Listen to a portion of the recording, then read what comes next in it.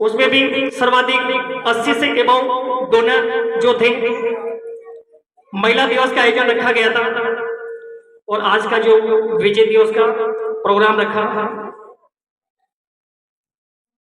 आगे कार्यक्रम को बढ़ाते हुए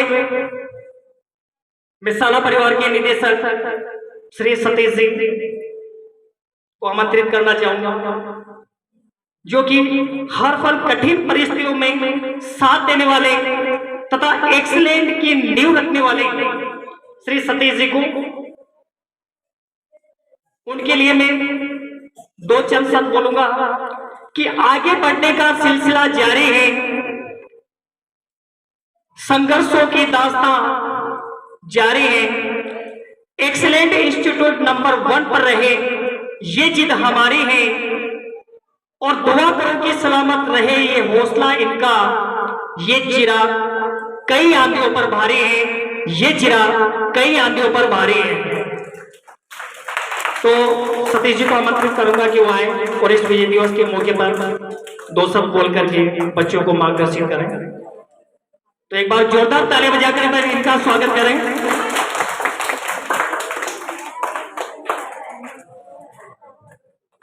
थैंक यू सर। जैसा कि सर ने बता ही दिया आपको सारा सब कुछ विजय दिवस के बारे में। आप सभी ने बारी बारी से एक एक करके बता दिया। ज़्यादा कुछ विशेष में बोलूँगा नहीं, क्योंकि आप सभी को जो है इसकी पूरी जानकारी मिल चुकी है। मैं आज इस मंच के माध्यम से एक बात कहना चाहूँगा कि आप सभी को जो है एक टारगेट एक फिक्स करना है। भाई मेरे को करना क्या है, सबसे पहली बात।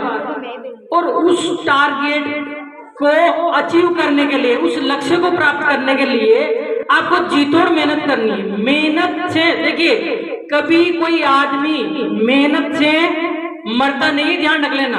कमजोर जरूर हो सकता है वो, पर मरता नहीं है।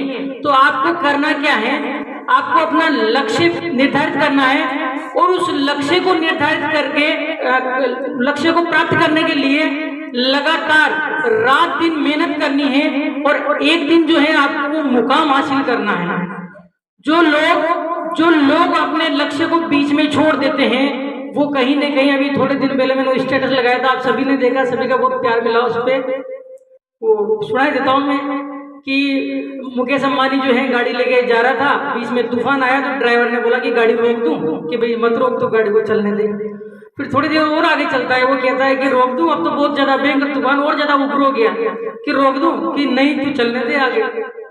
फिर लास्ट में कहता है कि अब तो चल, मेरे से गाड़ी नहीं संभल रही, अब मैं नहीं चला सकता, तूफान बहुत गहरा हो गया, बहुत घना हो गया है, अब मैं गाड़ी नहीं चला सकता।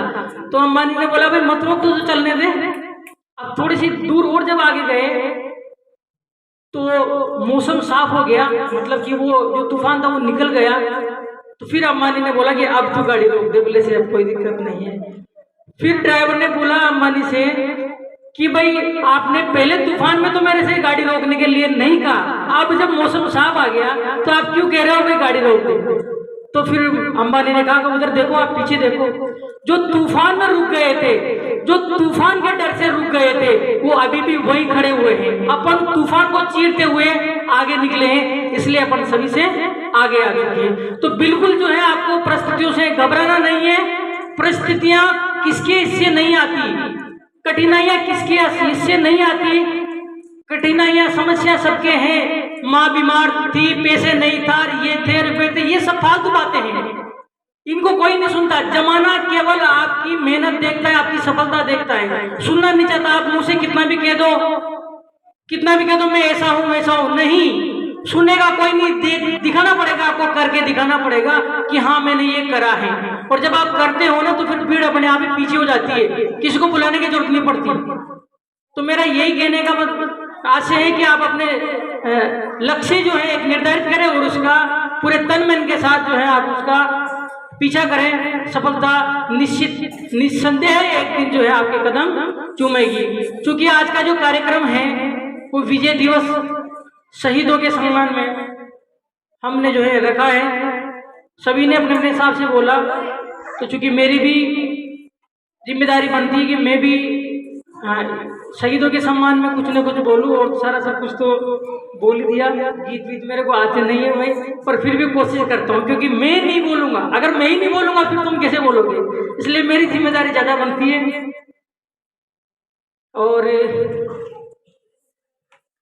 एक चीज बताऊं आपको, आपने देखा होगा सर्कस, देखा किसी ने सर्कस?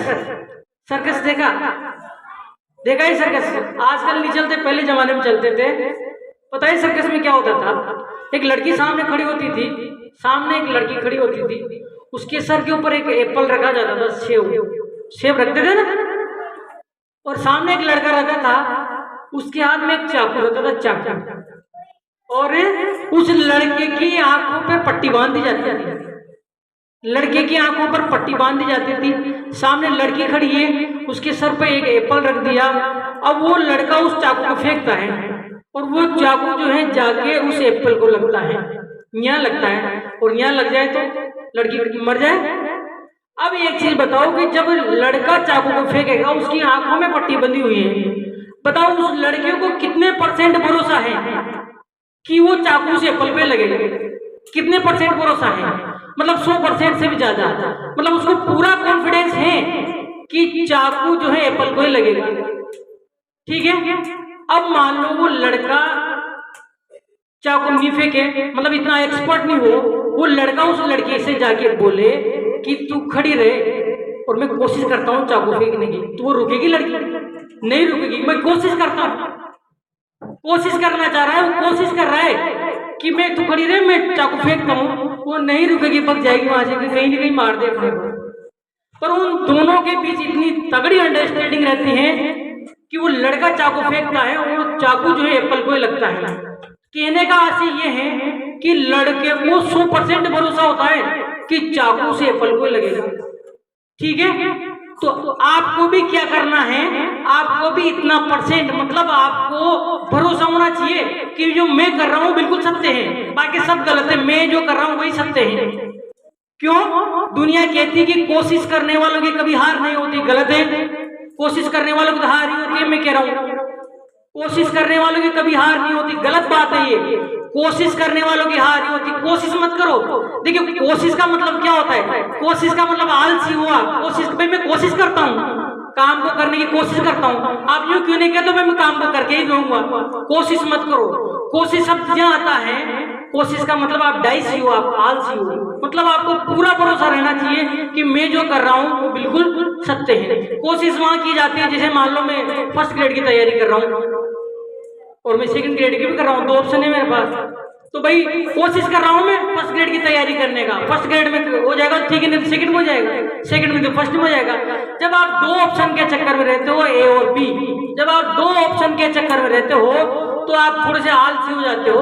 आपका ऑप्शन जो है एक रहना चाहिए, आपका ऑप्शन केवल ए रहना चाहिए। आपके जीवन का मकसद जो है एक रहना चाहिए, तब क्या फिर आपके पांव नहीं डगमगाएंगे। एक बहुत अच्छा उदाहरण जो मैं देना चाहता हूँ आपको इसी बीच में। एक बार क्या हुआ, एक राजा था जो बहुत कमजोर मरील टाइप का राजा था, उसके पास ज्यादा सेना नहीं थी, और एक बहुत बड़ा जो है साम्राज्य का राजा था, उसके पास बहुत बड़ी सेना थी। अब वो जो छोटा राजा था उसको पता लगा कि वो दूसरा राजा अपने ऊपर आक्रमण करने वाला है, और अपने पास तो सेना भी नहीं है, पर तो बहुत जल्दी जो है मारे जाएंगे। तो बोले कि क्या करें, कि अब तो कुछ भी नहीं हो सकता। तो उनमें एक जवान व्यक्ति था 21 साल का, उसने क्या करा, वो जो मरियल टाइप का राजा था उससे कहा कि अपने एक काम करते हैं, वो आक्रमण करे अपने ऊपर, जिससे पहले अपने उस पर आक्रमण कर देते हैं कि बोलो अपन आक्रमण तो कर देंगे पर अपन जीत जाएंगे उससे, तो बिल्कुल कोशिश करते हैं, अपन ट्राई तो करते हैं। तो उन्होंने क्या करा, उस बड़े राजा के आक्रमण करने से पहले ही आक्रमण उन्होंने कर दिया। अब दोनों राज्य की जो सीमाएं थी उनको जोड़ने के लिए बीच में एक पुल था जिसमें गहरी नदी बहती थी। अब वो जो मरियल टाइप का राजा था जो वहां चले गए, नदी पार करने के बाद में राजा ने क्या करा, उस पुल को तोड़ दिया, उस पुल को तुड़वा दिया कि बताओ तुम अगर भाई मरेगा तो सही है सही, पर अब मैंने पुल तोड़ दिया तो आप वापस नहीं भाग सकते यहाँ से। पहले तो आप डर के मारे वापस भाग सकते थे पुल से, भाई हारे अपन तो वापस भाग सकते थे, अब मैंने पुल को तोड़ दिया है, अब तुम वापस कैसे भागोगे। तो उससे बोला राजा से सभी उसके जो सैनिक थे कि राजा जी आपने ये क्या कर दिया कि पुल को क्यों तोड़ दिया, कि मैंने पुल को इसलिए तोड़ दिया कि अब आपके पास वापस जाने का रास्ता नहीं है, या तो आप करो या मरो, या तो करो, वैसे भी मरना है। अगर आप नहीं मारोगे तो दूसरे राजा की सेना आपको मार देगी, इसलिए इसी में फायदा है कि आप करो या मरो। और दोनों की सेनाओं में जबरदस्त युद्ध हुआ और मरियल टाइप का जो राजा था उसकी सेना जीत गई। क्यों? क्योंकि वो जो दूसरा राजा था उसकी तैयारी नहीं थी, उसकी तैयारी बिल्कुल भी नहीं थी। तो ऐसी बहुत सारी कहानियां हैं जिनके माध्यम से आपको मोटिवेट किया जा सकता है, परंतु समय की अपनी सीमाएं हैं। मैं सीधा सीधा मेरे इस पे आता हूँ। देखिए, सैनिकों के सम्मान में मैं चंद पंक्तियां जो है मैं बोलना चाहता हूँ, याद मेरे को है नहीं हुई। देखिए, एक सैनिक जब लड़ने जाता है, फौजी साहब को मैं विशेष, फौजी साहब अपने बीच में बैठे हुए हैं,